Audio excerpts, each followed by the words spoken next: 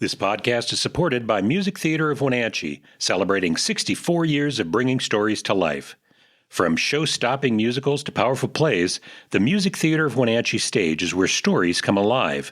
Now they are writing the next chapter, and you can help make it happen. To support the next act of community theater in Wenatchee, visit annex.mtow.org and donate today. Opening night club. We're not opening a nightclub. It's the opening night club. We can't wait to watch an opening night show, because on opening night we always go with our opening night club. Opening night club. Welcome back to the Opening Night Club podcast. This is where we get together every week to discuss and celebrate local theater here in Central Washington. I am your host, Kevin McKee, and I am back here with co-host, playwright, and actor extraordinaire, Skyler Cuthill. How you doing, Skyler?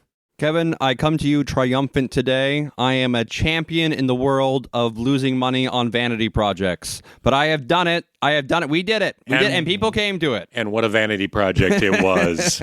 For those of you who are able to see Humans, a brief primer in the last few nights, it was amazing. We had a lot of people. We had more than we had at Bushel and Bee, and we sold a lot more alcohol.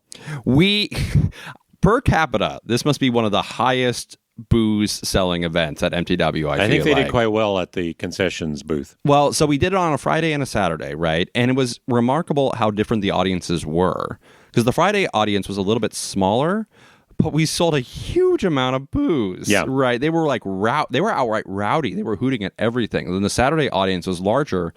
But I actually, if you remember, I was a little bit stressed in the lobby before the event. I was like, they're not drinking enough. And then they actually, God bless them, they were like engaging with the material. They were asking a lot of questions. Yeah. It's set up as a seminar on like humans from an alien perspective or whatever. And God bless them, that they got like into it. They were like, tell us of the human biology. I was like, oh my gosh, you guys are like engaging here. Whereas the other audience was like, yeah, Alicia Silverstone, wow! You know, they were rowdy. They didn't do anything when you asked questions, but when you weren't asking questions, they were quite loud. They were having full conversations during the show. I kind of like the festival atmosphere, or what have you. We had friends in the second show, and I was able to talk to a few of them. I'm like, okay, there's going to be times to ask questions. They're like, really? Yeah, so come up with a few extras ahead of time so you know that we could do something. And I said specifically, when they talk about human history, if one of you wants to ask about Russian history, it would be very funny. If you could throw Stalin in there, it would be awesome. Get me going. Yeah, get me wound up. I was like, well, yeah, I know you could run with that one. When I defended, my master's thesis or whatever, it was about Stalin. And they came at me about Stalin. And I still got the master's. I got the MA or whatever, but like they did not like what I had to say. So this is like a long-running thing. Yeah. We'll talk about Stalin and upset people. We completed the third run of Humans, a Brief Primer at Music Theater of Wenatchee's Riverside Playhouse. So it was like a real show this time, whereas previously it was in a bar and, we weren't charging for anything. We just wandered in, right? So actually in our audiences there, we had a lot of people who just sort of wound up happening to be there, right? We're like, what is this thing? But here it was, we charged. There were light cues. So Kevin, you built all the lighting cues, right? Yes. We had and sound cues. Yes. We like ran tech, and it was funny because we had some serious tech problems the first night, and then we got in there and you solved them. And then we had different tech problems the next night. Yes. And it's so frustrating. We were like, we have solved all the problems. We're so good. We're being proactive. We're being organized. And then my mom tried to log into the tablet remotely. Yes. That I was using in the show, right? So all of a sudden my tablet was like, Stephanie Cuthill's trying to log in. I was like, Mom! But yeah, we got through it. Yeah. By God, but we did. We had an excellent crew. We had, obviously you, we had JJ Hernandez, John O'Gwyn, Adam Eagle, and the beautiful Shelley Heron and the beautiful TJ Farrell. TJ in particular contributed a huge amount. Everybody contributed a lot, but TJ, like a lot of the props, and then you did a lot of the technical stuff. And, John O'Gwyn and JJ were acting, and JJ contributed a lot of funds to the bar. Yeah, let's say it like that. No, everybody did great. My crack admin team of Shelly and TJ and Adam doing a great job, like hooking people in and introducing the concept to them right away as like the ticket taker. So we had a great team. I think it worked out. There's an Eisenhower quote that plans are useless, but planning is everything. And if I were to take away one thing from this experience, it would be that I needed to have done more planning, right? We needed to... You never know what's going to happen once it actually, like, the rubber hits the road or whatever, but it's so valuable as, like, just as an exercise, if nothing else. So, like, all right, think it through. Start at the beginning, do, like, a spiritual exercise or whatever, ABC, and I really needed to have done more front-loading and so on and so forth. I think we did well. I think the improvised sections were the most interesting, but also the most likely to go off the rails, which I think they always are. Yeah. It's supposed to be fun. That was the idea that was the original concept. Yeah. But yeah, just like I needed like a promotional calendar, right? This could have been getting in the Comet, doing stuff earlier, better poster distribution, just a lot of stuff that I take for granted because of my actor background. Yes. Somebody just does this, and I don't. I just learn my script. Well, it's one of the hardest things, and I don't know if people understand this, that whenever you put on a show, it's not just the director and the actors doing it, that there's a whole slew of people, and not even the tech, not even the people day of the show. Mm-hmm. There's people that are running the social media, that are sending out the postcards, that have scheduled this so everything comes together all at the same time. That's the job of the producer, and having a good producer is difficult because they've got to be trained. They've got to have done this a lot before they're really able to do it on their own. No, you're absolutely right, and I have learned this by bumping into this rock over and over again, and I now have a pretty thoroughgoing document of like what to revise and change and do better next time. The humor was very millennial. It was very 90s, right? That kind of transgressiveness, right, which has gone out of style for better or for worse. I did think it was remarkable because when I wrote it because I thought it was funny, right? Yeah. I was like, oh yeah, this is funny. And then anytime... As a millennial, you thought it was funny. Yeah, see, you're not aware of your own prejudices almost by definition, right? Your own blinkered viewpoint or what have you. And so, older people and younger people were like, I don't get this. And I was like, how don't you get it? And I was like, oh, from my perspective, Yeah. But yeah, so. Yeah, my daughter's never seen Clueless. She doesn't know who Alicia Silverstone is. She's never listened to ska, and so she has no frame of reference. Hasn't seen Clueless and doesn't listen to ska. She even alive? What is she doing with it? What are they teaching in the schools? How does that happen? Yeah. So when I was like, Alicia Silverstone, better known to the Earthicans as Batgirl, she was like, what? Yeah. No. She had never seen Batgirl or Batman and Robin. Yeah, had never seen that. So missing out. Yeah. No, it was great. Again, I want to thank TJ. We had set this whole thing up as a seminar for Professor Jürgen Blue. I'm sorry, I'm screwing your name up. It's pronounced like 8 different ways. It's fine. Yeah. But anyhow, it's a seminar, and we're all coming in. We're aliens coming into the seminar. And so TJ went all out, and everybody had lanyards with a name on it, an alien name. And then we all had dealy boppers. Some of them had eye stalks, and some of them were just green fuzzy balls. Pom-poms. Pom-poms and stuff. And so everybody was wearing them. Mm-hmm. They were all handed these. Everyone in the audience had eye stalks or pom-poms or something wiggling on top of their heads. And I know that I saw Cara Malloy. She came in looking shocked because she walked in and looked around, and I'm like, you okay? She's like, and she went back out and came back in and realized that they were handing them out. And she said, okay, I just walked in and everybody's got things on their heads, and I thought I was missing something. She thought that they were supposed to bring them themselves. Oh. Yeah. Okay. Yeah. I was going to say, like, did she assume it was like a cult meeting? Well, right. You never know. There is something. But you know that feeling when you walk into a room and everybody's wearing matching T-shirts or something, and you're like, I missed something. I don't know what's going on. So it was awful funny. And thanks again to TJ for putting all that together. She went above and beyond. Tell you, everybody on the crew was great.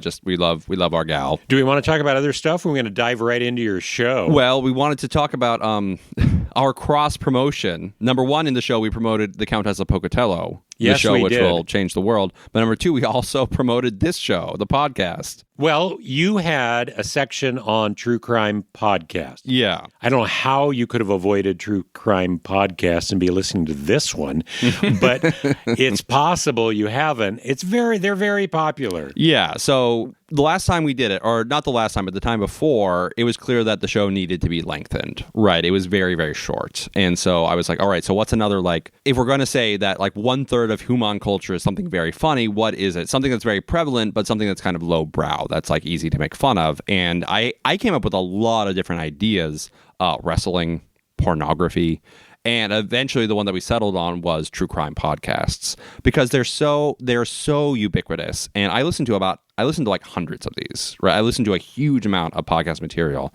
And I'll say that to their credit, about maybe 10% of them are like a woman actually doing research, and it's actually scholarly. Like she gets into archives and she does interviews and she's looking at police records, and it's like, oh, wow, this is really smart. This is actually worthwhile. But unfortunately, that's not funny. Right. Yeah. It's not funny when you're competent. It's like, oh, yeah, that's good. And then you're done with it. Right. Mm-hmm. It's funny when it's stupid. And a lot of them were really over the top, really like lurid, really. And then he took out his knife. You know, it's like, oh my gosh. So that's the satire, right? Yeah. That's the concept. And they all had like communities or whatever. And I remember that some of them, they leaned into like the concept so hard. One of them I listened to, and it was on a recommendation. I forget the name of it, but the community name that they had for their listeners was Dumb Bitches. Wow. Yeah. The podcaster, the woman would go, hey, dumb bitches, we're here to talk about murder. Yeah. And I was like, oh, well, here we are then. This is my material. This is almost the satire itself. It's so over the top. So that was the concept. And we had an excellent volunteer. Well, just so you know, if you'd seen it up at Bushel and Bee, they would just have somebody come up and read along with Skyler. We made our own true crime podcast. That was a bit in the show. Yes. And so we were able to, this time, because we've got all of the equipment for a podcast, we wheeled out the microphones and the headphones, and Skyler and JJ both said, it would be great if we had some merch for this fake podcast. And I said, you know what? We've got some merch for True Crime Podcasts at home, just because I live in a household with fans of True Crime Podcasts. Mm-hmm. So I think it looked pretty legit. The mugs. They always had the mugs. When I was doing the research and I was looking at them, they always had like a cutesy studio, mm-hmm. right? And they always had mugs. That was really... They all are selling merch or whatever. Yes. But mugs are like number one. Mm-hmm. So yeah. No, we need Ablacababblin merch if we do it again. We'll do it. That's in the document. We need true crime merch and we need Ablacababblin in general merch. Well, and John O'Gwyn took one of the Ablacababblin seals and stuck it to himself as he was leaving the theater. I saw that. He had like a necklace. He had like a gorget. Yeah, so he was all in. I think we'd have other people that would be. But anyhow, so we hit the place in your show where you are showing everybody what a true crime podcast, and you wrote one. Yeah. You wrote a section of a true crime podcast. Generally representative of the phenomenon. I think so. And because we had all of the equipment up there, we actually recorded it during the show. It was the funniest thing that TJ actually leaned over and turned it on. Yeah. Right? So we have the recording. Yes. So you want to talk about our volunteer for last night? Yeah. So on Saturday, we had the beautiful Allie Moran, who I know from Leavenworth Summer Theater and Music Theater of Wenatchee.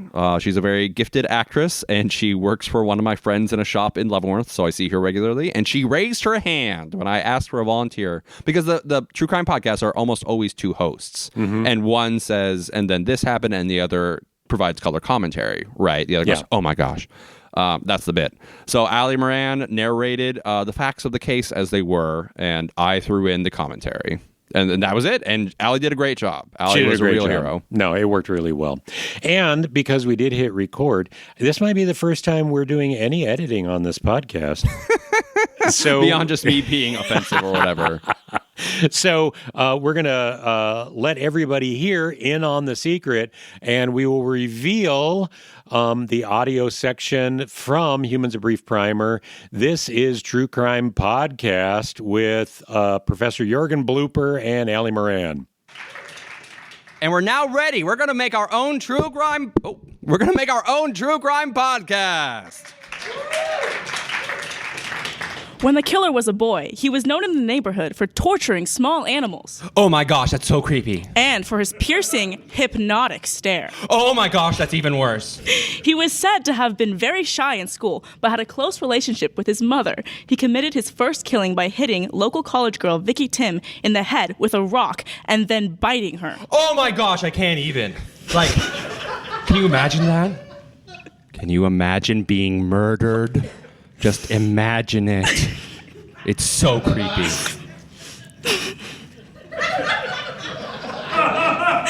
And afterwards, he went back home to visit his mother, and she later said in an interview that the entire time he was with her, he acted perfectly normally. That she never suspected a thing. Oh my God. Then, when she asked him why his clothes had blood and dirt on them, which was from dismembering Vicky Tim in the woods, he told her that he had hit a deer with his car earlier and had to drag it off the highway. Oh my gosh, that's so evil. Like, that's even worse than the rape murder. Lying to your mom? Who does that? Hey! Do you ever need money but you don't have any? With Usurer, you can now get money for nothing. That sounds super helpful. It is! You just download Usurer, enter your bank account and tax information, and then you can instantly take out a 30% APR loan. That's just free money! Wow! It's really incredible. Use access code. Here's to the ladies who are murdered for a special introductory offer. We love our sponsors, folks. But seriously now, back to the show. He killed a lot of women. I'm getting goosebumps. It's so creepy. All right. That's our true crime podcast. My leg sucks. Oh, I dismembered. You know, Kevin, did you get the rights for this? Did you speak to the rights holder for Humans a Brief Primer? We'll have to talk to the author. I wonder if he'll find out. If nobody, crime is only a crime if it gets reported, right? That's right. Yeah. Okay, but yeah, it was a success, right? I think we did pretty well. I think the audiences were pretty happy with it, and we'll see what happens going forward. Yeah, no, it was so much fun. We got that feedback. Even the people that were not in the millennial demographic, they came away saying it was so much fun. I didn't understand a lot of the references, but it was a lot of fun. Good satire, if it's executed well, stands on its own. It's better if you understand the ref, you know, but ideally, it would be funny on its own. We all, if you're a millennial or Gen X too, I think, you grew up watching The Simpsons. Yeah. And I'm sure when the Barton Fink joke in The Simpsons or whatever, when I saw when I was like 10, I didn't know what Barton Fink was, but it's still funny because it's written well and performed well. So God willing, it was written well and performed well, such that the audience could go along with it, even though they didn't, in terms of the metaphor, know what Barton Fink was, No, with the amount of with the size of the script, the number of pages that you had, it would be really easy for people to be drifting off, people who aren't familiar with it. And no, we got none of that. They were engaged all through the show. It was good. It's a poppin' show. It's a poppin' show. So we finished that one. We did want to talk a little bit more about LST. Yes. Because we went back and researched it, and it turns out, well, first off, nearly all of the kids are locals. Yeah. So I was not in the program last year. It's a long story, but I was not in the program last year, and so I simply didn't recognize a decent number of the kids' names. So I assumed, because I didn't recognize them, arrogance or what have you, hubris, that they were out-of-towners, and they are not. So I undercounted the locals. Yes. So, and where Leavenworth is situated, they pull a lot of people from Ellensburg, which is nearly as close as everything else. And so the Ellensburg people, a lot of them are locals living at town in Ellensburg. But yeah, so we did want to offer a soft retraction or what have you about that. I did undercount. So we also saw Eastmont High School had an opening night that you and I were able to go to, along with other members of the opening night club. and that was Little Women, the musical. Yeah. So God bless them. Little Women gets done a lot. It gets done a lot. Yeah. I've actually never been in it, but I did audition for it in 2018. And which production was that? Which you have to ask that. Leavenworth Summer Theater did Little Women in 2018. I want to say that was Christopher Puckett's first year with the program. Oh, okay. Yeah, he was Professor Bear. I was never going to get that role. Are you joking, Skyler? But you were in it too. But not in 2018. No, but you were in it. I was in it, but that was quite a long time ago. It was only after a couple years it was on after it was on Broadway. Yeah, because the show was from like 2002, 2000. Maybe like 2005. Oh, really? Yeah. Oh, wow. Okay. So- So you did it in 2007. Yes. Okay. So MTW 2007, and then Eastmont and LST did it in 2018. And did you see it in 2018 at Eastmont? Yeah. Yeah. Tia Ning LaFleur and Chloe Millard, right? They did as a Joe. great job. That was a good show. That was a good show. It was a good show. Tia or Taya was poor doomed Beth, as you say. It's a good role. It's a good It's role. emotional. And we talked about it every time you start the show and Beth comes out. Everybody's like, oh, it's Beth. Oh, Beth. Everybody. Because we all know Beth is going to die by the end of the show. Spoilers for a book from 150 years ago. No, we yeah. Well, and we have seen this show so many times. Yeah. Everybody's read it. Yeah. It's been assigned in high school English class. We know this show. We know who the March Sisters are. Although I was talking to my wife, and she says, I forgot Meg was in there. Meg is like the one sister on Pride and Prejudice that just hangs out with Kitty. Like Yeah. Kitty's the one that does things, but also she has a friend, and it's really easy to forget. Yeah, Meg just like lives her life. Yeah. She just goes, yeah, I like being normal, Yes. and I'm into it. Yeah. But yeah, Little Women done 2018, LST and Eastmont, and then 21 at Cascade High School, and that was the play. That was the play. But the not Kate Hamill adaptation. And then the musical was done in 23 in Kashmir, then 25 in Quincy, but that was the Kate Hamill play, and now 26 at Eastmont. And this last Christmas, they did Little Women in Christmas time at Maskers Theater. Yes, because we talked about it on the show in terms of the Mary Louise Alcott extended universe. Yes. Right. And because I was like, I don't think she wrote this. I think other people did. But then we looked it up, and she had written a lot of like Little Women material. Yeah. It was a huge success, and she was like, we're gonna keep going. Mm-hmm. What is Joe up to now? Her and Professor Bear. Her and Professor Bear. Yes. Yeah. No. Eastmont, it was a great production. Honestly, and I'll tell you, Skyler, I really do like this show. I like the musical. No, I like it too. I think it's got great songs. It's got great characters. I know these characters, but at this point, I've seen it so many times. And so we're able to look into this, and I can say, yeah, I think that these guys got it. Joe had a really good attic. Wow, that She had was a really high nice attic. It was really high. That was okay. Almost always they've got to have a raised section of the stage where Joe is going up to the attic so she can write. And so this is in the musical, and everything I've seen has a raised section where she goes up to the attic. The attic is like, it's not only important in the show, it's like spiritually important for like the character. Yes. Like Joe is isolating herself to go be away. Because like otherwise it's more traditional society. Everyone's all together all the time. And Joe is a weirdo. That's her character, right? She's fighting the world. Yeah, living in the attic. Yeah. But so this was a really tall attic, and they had a ladder on the side, like a true vertical ladder. It was straight up and down. Straight up and down. And there was one on the front, but she used one that was on the side, which I'm assuming was really similar.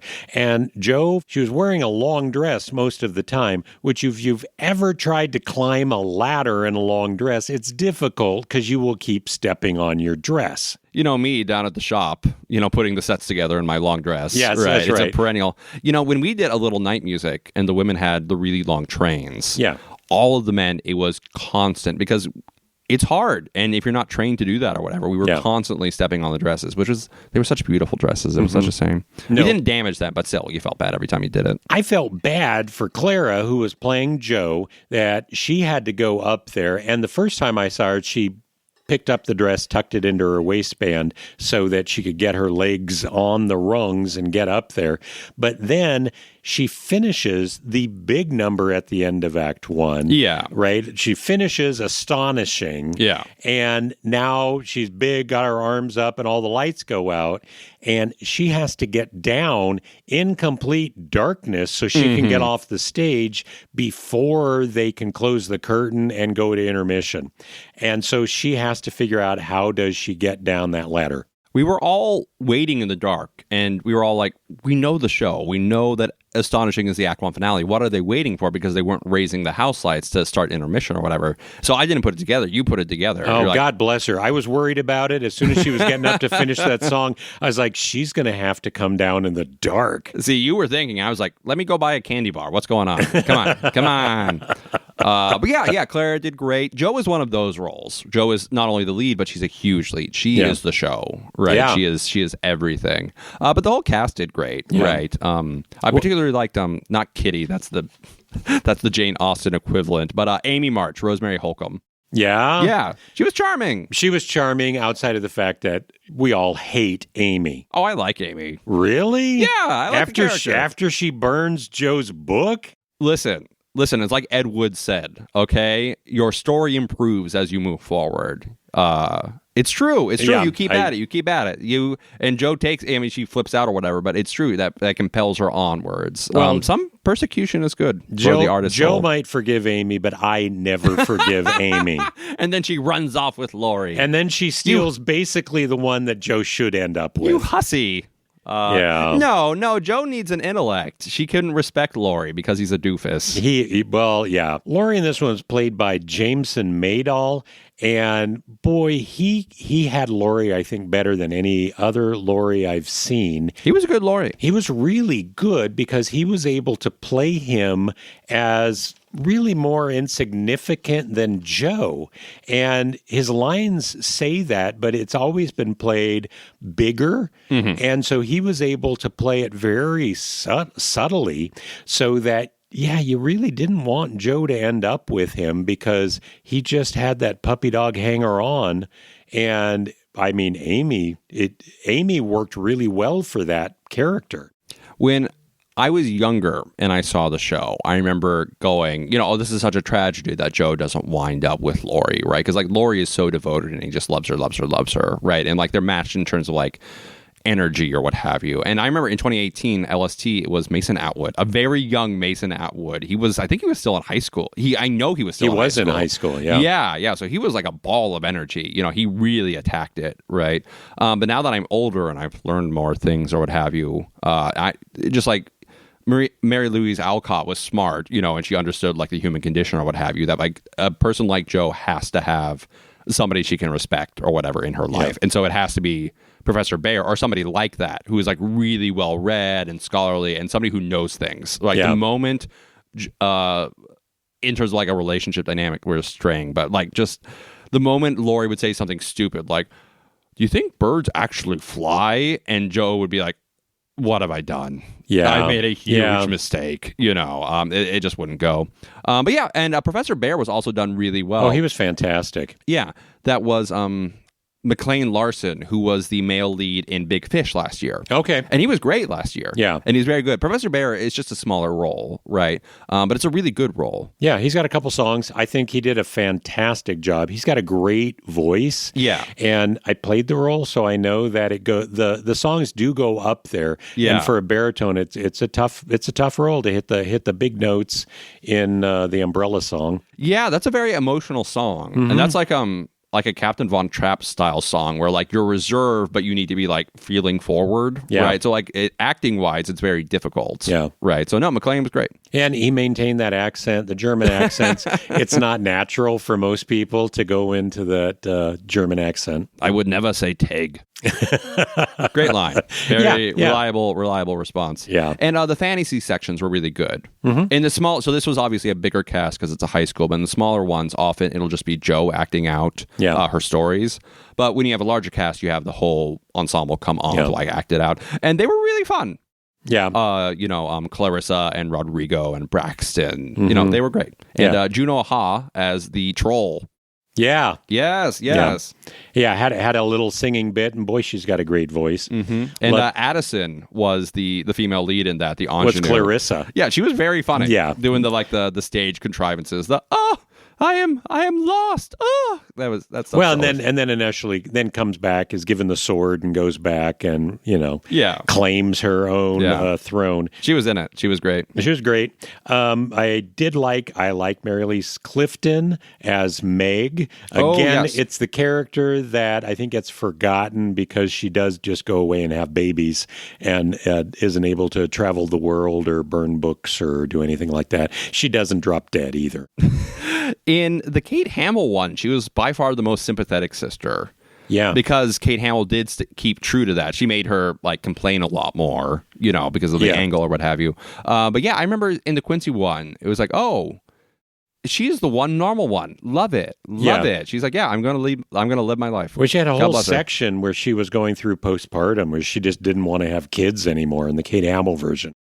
I did kind of hate that. Compared to the other ones, though, the other ones were offensively changed, and she just had a more modern take, but still staying broadly true to the character. So I appreciated that. Yeah. But I really liked it. And we'll also call out Aunt March. Yes. High schoolers playing old English ladies is a lot of fun. Yeah, we had Lady Bracknell the week before. Yeah. Right. No, really, really reliable. And poor doomed Beth Ansley Edwards. Yes. Right. She was great. Yeah. And it's you always want to make the MST3K joke. I just love being alive, Joe. I just like being alive here in the house. You can't not do it. Yeah. No, it always comes back to, we'll always be together, the four of us. Yeah. And one by one, they peel off. Yeah. No, Clara, this is the largest role we've seen her in, and she did a great job. A lot of seniors in this, and this is the last show that we're going to see him in at Eastmont High School. Yeah. And so we're going to miss him next year, but I can't wait to see what they do next year with the new kids. The seniors were really strong in the play too. Too many detectives at the murder mansion. Yeah, this was a good year for them. Good year for Eastmont. It's a great year for Eastmont. Nice shows. Yeah, really liked it. Loved Little Women. It's done commonly, and we understand why. Yes. And then looking forward, in 2 weeks, we will have Maundy Thursday, and so I am reading. Honestly, it's a 1-minute script for the Apostle John. Still exciting. It's still exciting. Well, Holy Week is coming up. I can finally stop fasting. But yeah. So I'm looking forward to being able to snack again. So yeah, we do have Maundy Thursday on April 2nd, where we've got a lot.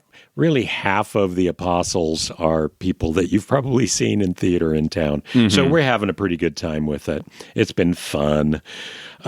We then have this next weekend, we've got My Way. Yes. The Frank Sinatra retrospective, which is being done by some luminaries here in town. Some of the finest actors we have, which would be, and vocalists. So we have Ernest Palmer, Amy Edwards, Haley Scheffler, and TJ Grosh have a show at the Performing Arts Center that you can buy tickets for right now, where they will be singing Frank Sinatra songs. Thrilling. Yeah. No, I'm looking forward to it. I'm hoping that we'll be able to see it on the 26th. That's my plan. And then we'll be able to hopefully talk about it afterwards.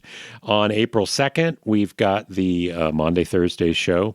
And on April 10th, they're opening up Around the World in 80 Days at the Maskers Theater in Soap Lake. And they have now officially announced it. We did cross promotion at my show for the Countess of Bocotello and this podcast. And JJ Hernandez also announced officially Macbeth auditions are April 11. Oh, yes. Okay. So I actually will not be around that weekend. I'll be here on the 10th, but not the 11th. So I'll submit a video. JJ knows me. Yeah. I don't know. We'll figure something out.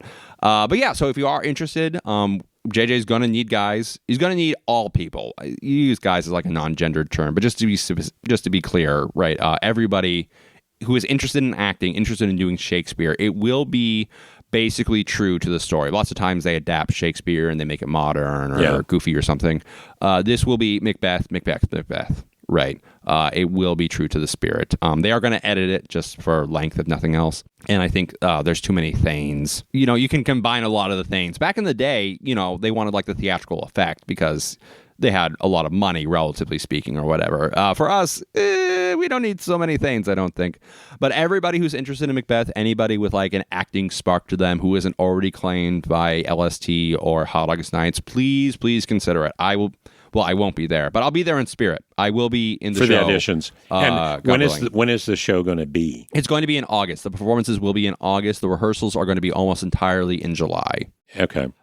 Because The Shark is Broken is going to be going up in June. Yes. So that's kind of like the theatrical calendar that he's thinking of. That after Gotcha. The Shark is Broken, they'll probably attack it before or during The Shark is Broken a little bit, and then after The Shark is Broken, they're going to really go for it. And so this- mostly July. And this will be on the Meadow stage up at the Icicle Creek Center for the Arts. Yes, yeah, just like way back in the day, doing the Shakespeare shows there with Henry Heddick, and we did 12th Night there last year. Yes. Yeah, and they made money, you know. Yeah. So we're doing it again. So definitely, if you're interested, try out. The date for that again is April 11th. And if you want information, we will post it in the show notes here. We'll create some links to Third Job Theater's audition notices. Thrilling. Yes. Macbeth is exciting. I've never been in Macbeth. I've seen a lot of films of it. I don't know that I've ever seen a live production of Macbeth. I'm kind of excited. I also don't think I've ever seen it actually done. Yeah. They do Hamlet, you know, and they do I've all the seen Hamlet. comedies a lot, right, because they're comedies. But I don't think I've ever seen Macbeth in person. Well, there you go. Yeah. If you're listening to this podcast and you haven't seen Macbeth in person, by all means, be prepared in August. You'll be able to see Macbeth in person at the ICCA Meadow stage. Also, on kind of a scholarly note, I think I said this on the podcast, but I got my book about the American Revolution. Yes. So when you guys do 1776, I'll be able to stand up and go, "Excuse me, sir, it wasn't like that, sir. Caesar Rodney wasn't like that."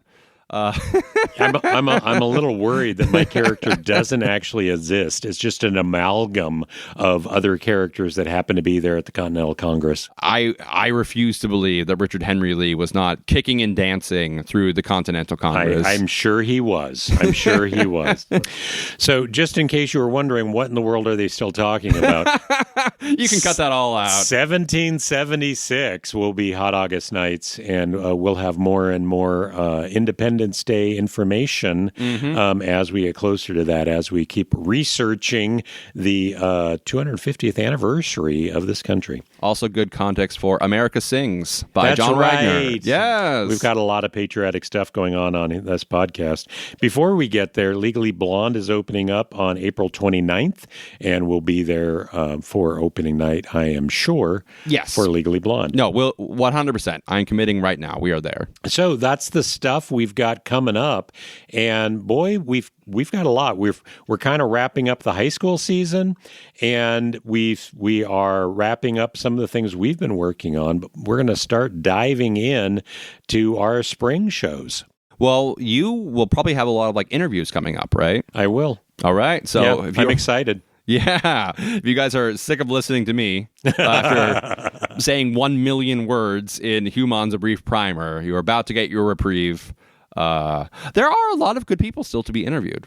There's a lot of interesting human material. I've got a few. I was lining up one of them this morning. So, Oh, good. Yeah, Good. yeah. Look at this guy. I'm trying. Very good. That about wraps it up for us this week. If you get a chance, go out and see the next opening night with us on the 26th. That is My Way at the Performing Arts Center, where they're doing Frank Sinatra songs. So go out, see this theater, and make sure you're there for the next opening night.